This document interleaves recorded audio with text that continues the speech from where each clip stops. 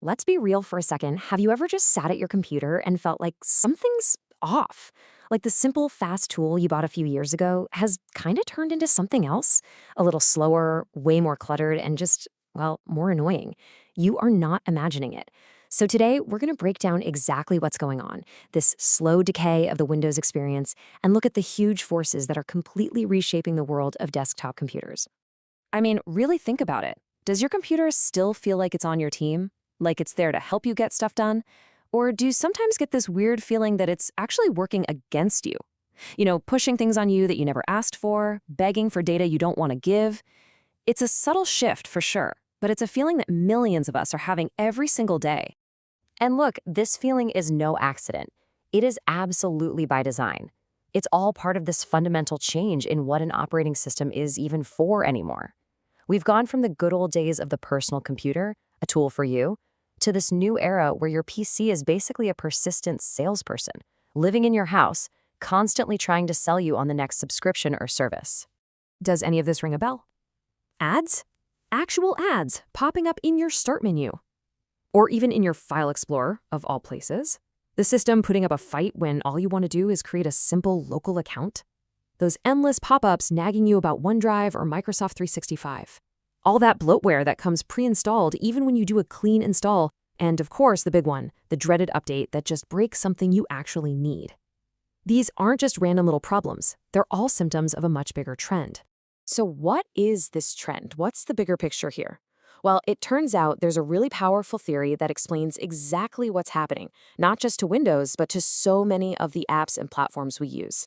And it has a very memorable name, Enshittification. The term was coined by the writer Cory Doctorow, and it perfectly describes this predictable way that digital platforms just decay over time. See, they start out being amazing for users, right? That's how they get huge.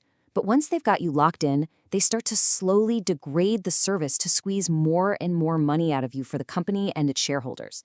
And get this, it was even named the American Dialect Society's Word of the Year for 2023. And this quote from Doctorow just nails the whole progression. He says, platforms first lure you in with a great product. Then, once you're hooked, they start twisting things to make advertisers and business clients happy.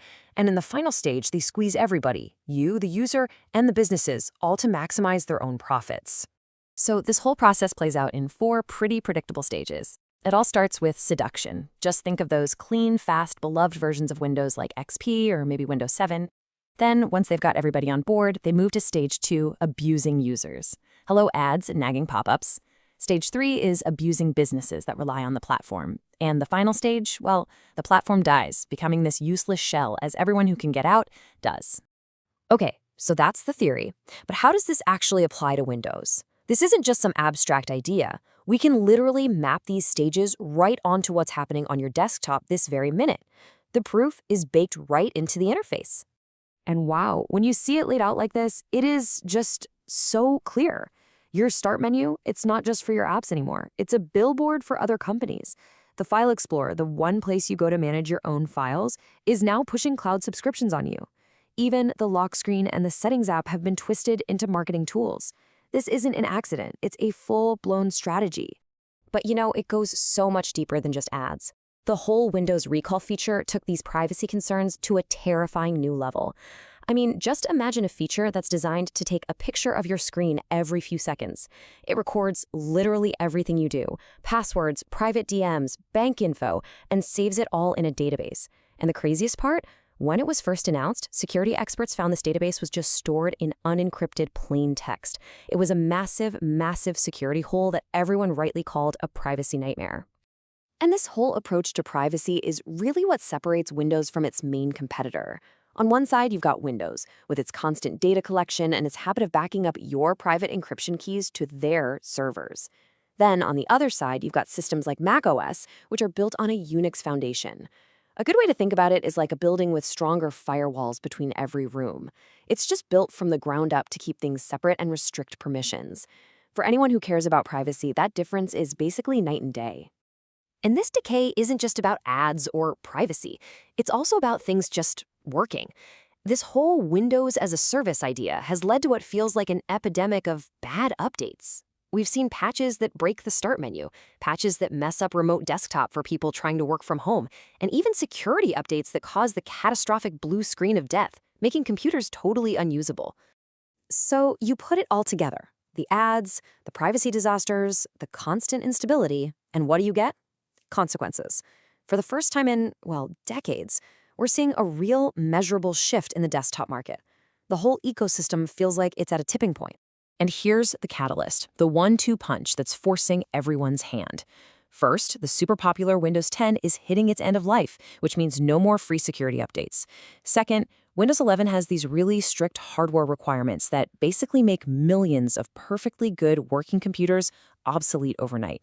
So users are being forced into a corner. Either buy a new PC to run an OS you don't really want, or finally look for something else. And the data shows exactly what choice people are making. Yeah, Windows is still the giant in the room, but its growth has completely stalled.